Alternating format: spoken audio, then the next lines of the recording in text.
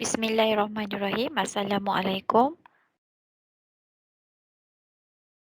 Okey, so kita berjumpa lagi untuk sesi rakaman untuk topik. Okey, so untuk hari ini saya akan membuat penerangan berkaitan dengan macam mana kita menyelesaikan system of linear equation menggunakan kaedah matrix. Okey. So saya akan mulakan share skrin saya.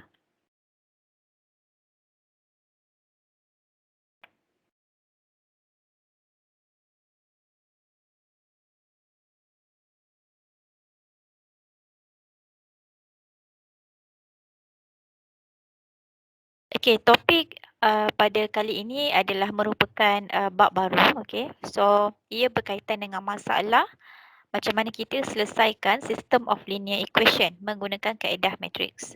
Okey, so kita ada beberapa metod, tetapi semua metod ini ataupun kaedah ini berkaitan dengan kaedah matrix, okey. So, kaedah pertama kita panggil Cramer's rule. Kaedah kedua adalah inverse matrix. Kaedah ketiga dipanggil sebagai Gauss elimination dan kaedah keempat adalah Gauss-Jordan. Okey, so sebelum kita tengok empat-empat kaedah ni, okey, so para pelajar perlu tahu beberapa term yang penting dalam matrix, operasi yang perlu kita buat ya.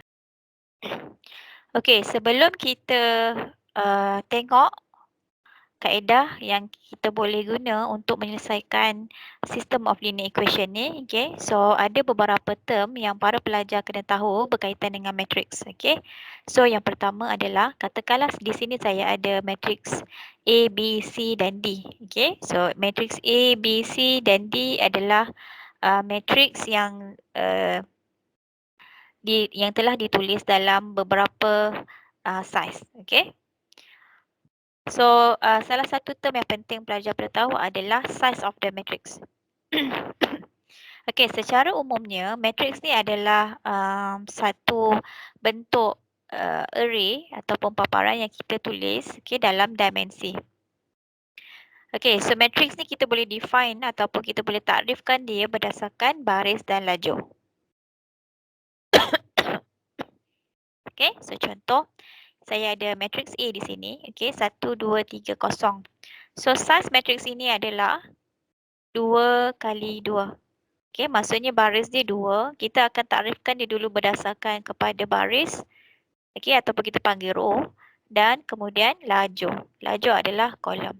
So maksudnya di sini adalah matrix A mempunyai saiz 2 baris dan 2 lajur. Okey, matrix B adalah sama juga saiz dia. Okey, 2 baris 2 lajur. So size of the matrix adalah 2 kali 2.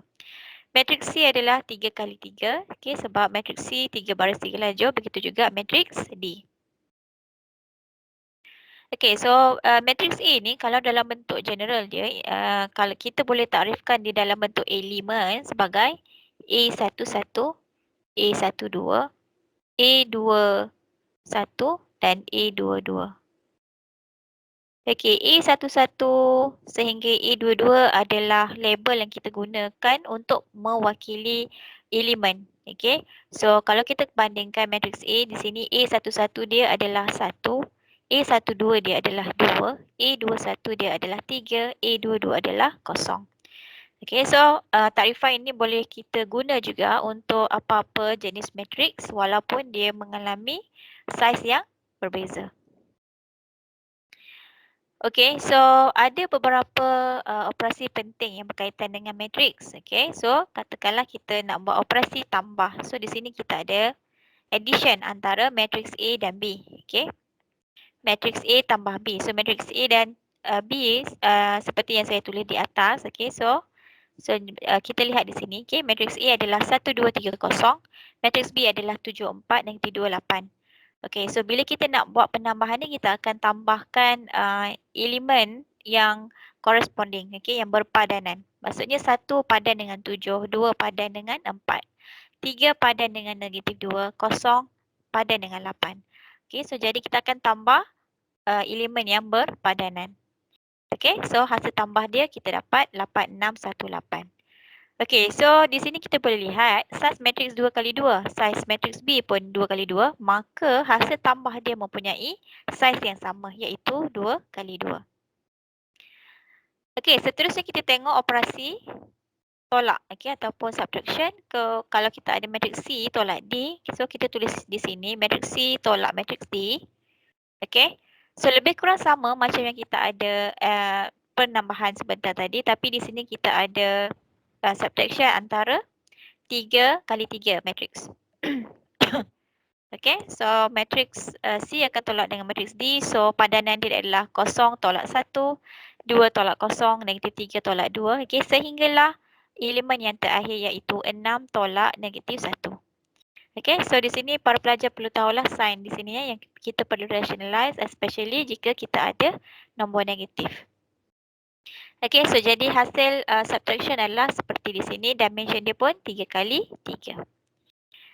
Okey, operasi seterusnya adalah pendaraban. Okey, matriks kita boleh darab, okey, dengan syarat saiz untuk matriks pertama adalah ini dan saiz matriks kedua adalah ini.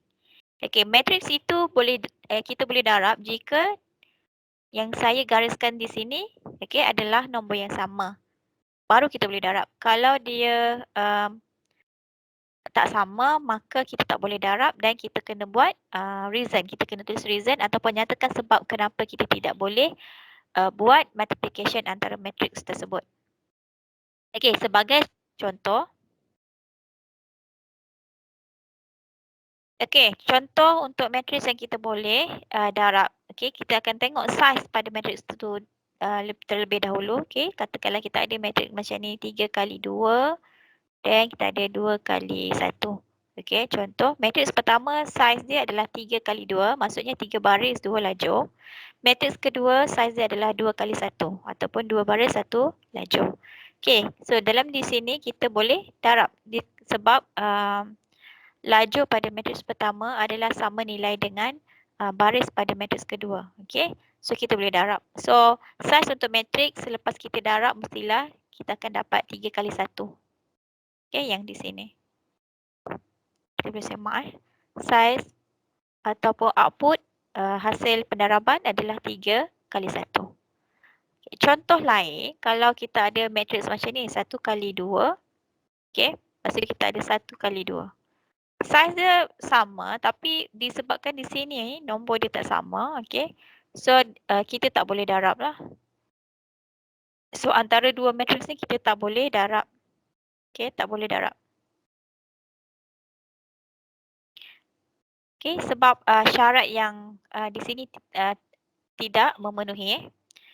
So di sini kita boleh katakan ataupun mention bahawa matriks pendaraban matriks antara matriks tersebut tidak boleh dijalankan kerana syarat yang Mn times Np ni tidak memenuhi. Okey, so kalau macam ni kita ada saiz AB. So tadi saiz matriks A adalah 2 kali 2, matriks B pun 2 kali 2. So di sini kita boleh darab sebab syarat di sini memenuhi. Okey. So cara untuk kita darab, di sini matriks A dan di sini matriks B. Okey. So kita akan ambil sini matriks pertama, kita ambil baris dulu, kita akan darab dengan lajur di sini. Okey. Row times column. Row pertama darab dengan kolom pertama. So di sini adalah row pertama darab kolom pertama. Antara dua ni akan jadi tambah. Okey, kemudian kita ambil yang di sini, term dia adalah row pertama darab dengan kolom kedua. Row pertama darab dengan kolom kedua. Okey, so ini adalah hasil darab dan kita tambah antara dua. Yang di sini adalah baris kedua darab dengan kolom pertama. So baris kedua darab dengan kolom pertama. Okey, antara dua adalah tambah. Kemudian di sini adalah term yang terakhir iaitu baris kedua darab dengan kolom kedua. Okey. So kita perlu darabkan dahulu baru kita buat hasil tambah dan di sini kena berhati-hati jika ada subtraction. Kena perlu rationalizekan the sign.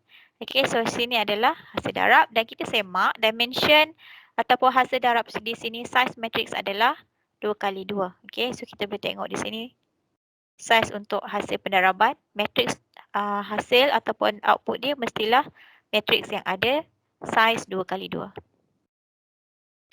Okey, untuk matriks ni kita tak ada bahagi, okey. Kita tak ada operasi bahagi. Contoh matriks A kita nak bahagikan dengan matriks B. Okey.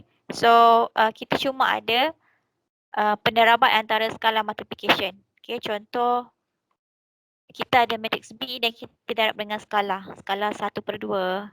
Okey, so dia akan directly darab macam ni. Skala tu akan darab dengan elemen dalam matriks tersebut. So, sini adalah hasil pendaraban dia. Okey, 7/2 bahagi dengan -4/2 iaitu -2. Okey, kemudian -2 bagi 2 dapat -1. Kemudian 8 darab setengah kita akan dapat 4.